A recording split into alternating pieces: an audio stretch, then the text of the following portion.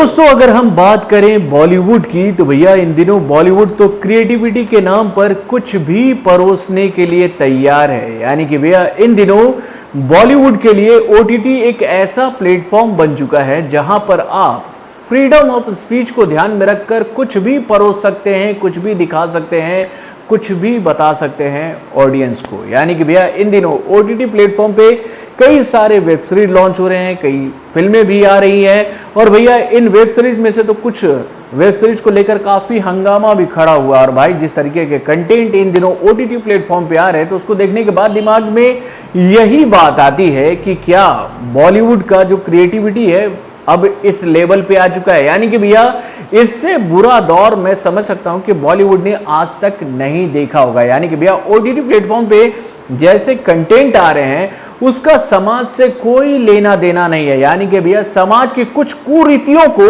इतना बढ़ा चढ़ा कर दिखाया जा रहा है कि जिसको देखने के बाद हम ये कह सकते हैं कि क्या पूरा एक शहर एक औरत के प्यार में ठड़की हो सकता है। आप सोच रहे हैं कि भैया मैंने ऐसा वर्ड क्यों किया यूज, तो भैया आपको बता दूं कि भैया आप जब इस वेब सीरीज को देखोगे तो आपको लगेगा भैया कि एक खूबसूरत महिला आती है एक शहर में और उसको देखने के बाद पूरा शहर जो है वो ठरकी बन जाता है। यानी कि हर इंसान उस औरत के साथ में समागम करना चाहता है और उसकी ख्वाब लेकर वो उस घर के इर्द गिर्द घूमता नजर आता है। यानी कि भैया इस वेब सीरीज को देखने के बाद दिमाग में बस एक ही बात आई कि भैया इन दिनों क्रिएटिविटी के नाम पर बॉलीवुड क्या दिखा रही है और क्या वाकई में इसे ही क्रिएटिविटी कहते हैं। यानी कि भैया कहा जाता है कि ओटीटी एक ऐसा प्लेटफॉर्म है जहां पर भाई अच्छे कंटेंट आते हैं, मुद्दे वाले कंटेंट आते हैं।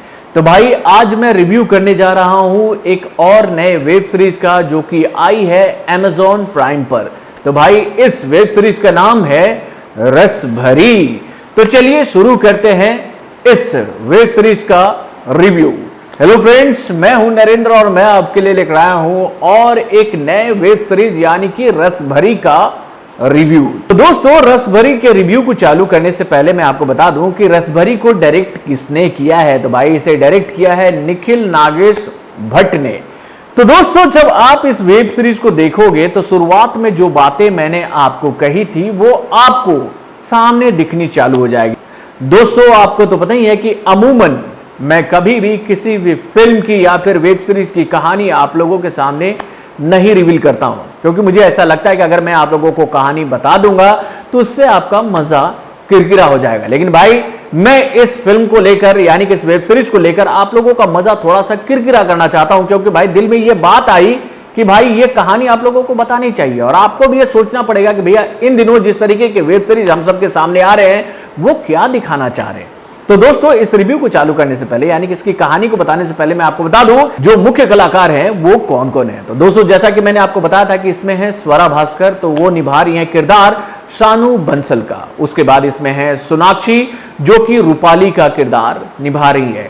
उसके बाद इसमें है नीतू कोहली जो कि पुष्पा का किरदार निभा रही हैं। उसके बाद इसमें है रश्मि अदगेकर जो कि प्रियंका का किरदार निभा रही हैं। उसके बाद इसमें है मंजू शर्मा जो कि मंजू का किरदार निभा रही हैं। और उसके बाद इसमें है आयुष्मान सक्सेना जो कि भैया इस कहानी को नरेट कर रहे हैं, जो कि इसमें निभा रहे हैं किरदार नंद किशोर त्यागी का। तो दोस्तों आप इस वेब सीरीज को देखोगे तो आपको देखने को मिलेगा कि भैया इस कहानी को शुरू करते हैं नंद, जो कि बताते हैं भैया कि उनके लाइफ में भूचाल कैसे आया था जब रसभरी की एंट्री हुई थी मेरठ शहर में। यानी कि भैया मेरठ शहर में आती है रसभरी और उसके बाद जैसे ही वो प्लेटफॉर्म पे उतरती हैं तो भैया उनका जो दुपट्टा है ना वो लहराते जाता है, लहराते जाता है, लहराते जाता है और उनके दुपट्टे को देखने के बाद पूरा जो मेरठ शहर है वो मंत्र मुग्ध हो जाता है और उनके पीछे चल पड़ता है।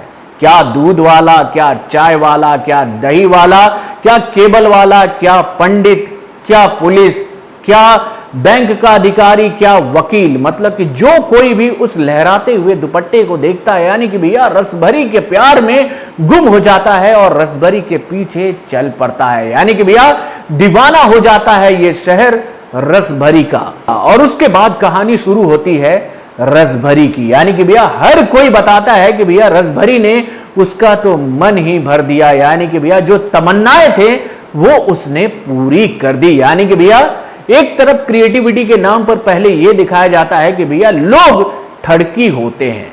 यानी कि भैया कोई खूबसूरत औरत आपके सामने आएगी नहीं कि पूरा का पूरा शहर जो है ना बॉस वो ठड़की हो जाता है।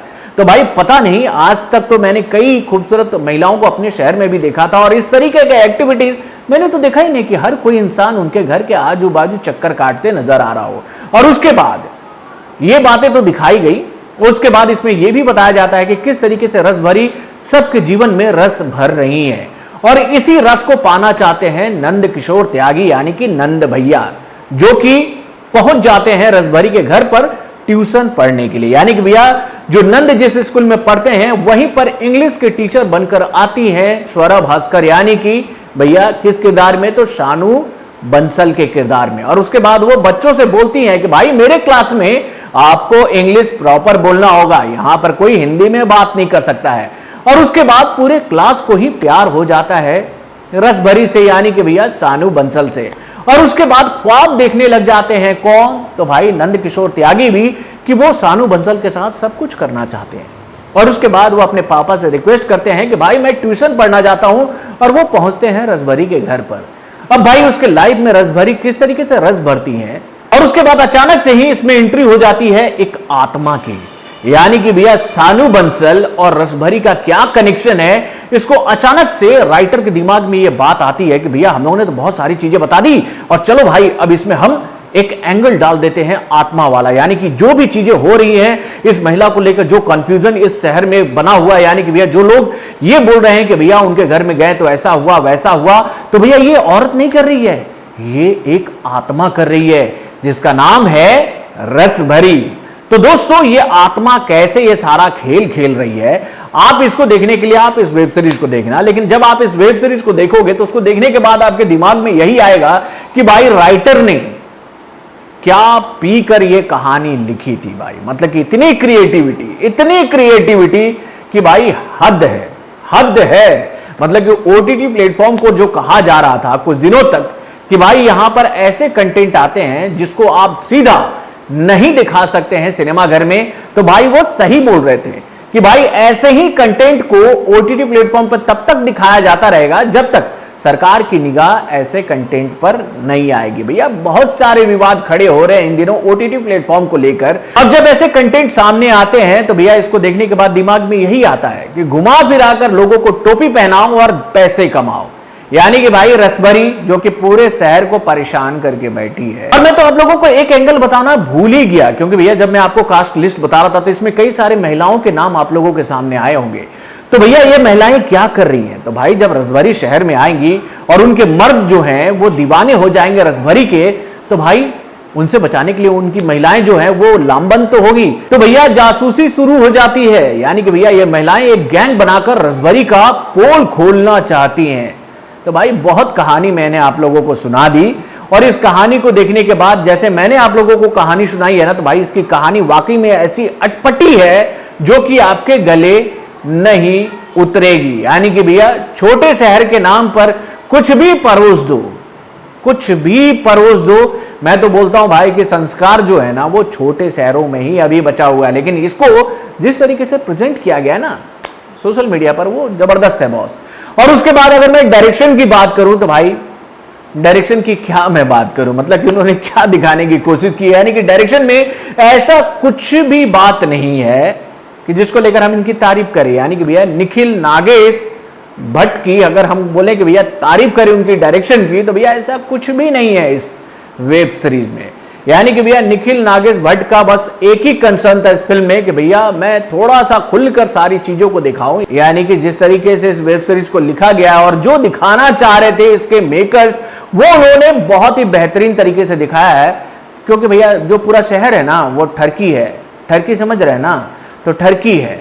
और उसके बाद अगर एक्टिंग की बात करें तो भाई स्वरा भास्कर को जो किरदार मिला है वो ऐसे किरदारों को बहुत अच्छे तरीके से जी लेती हैं, और उन्होंने वो किरदार जो है वो जिया भी है। और उसके बाद जितने भी किरदार आपको इसमें नजर आएंगे समझ में नहीं आएगा कि भैया इतने सारे किरदार रखने का मतलब क्या था और क्यों इतना लंबा चौड़ा स्टार कास्ट रखकर इस वेब सीरीज को बनाया गया। तो आप अपने कमेंट के माध्यम से हमें जरूर बताइएगा कि आपको ये वेब सीरीज कैसी लगी, और आप इसको 5 में से कितना स्टार देंगे अपने कमेंट के माध्यम से हमें जरूर बताइएगा। लेकिन अगर आप मुझसे पूछेंगे तो भाई इसे मैं 5 में से आधा 0 दूंगा। यानी कि भैया आधा 0 का ही हकदार है ये वेब सीरीज, नंबर की तो बात अलग है।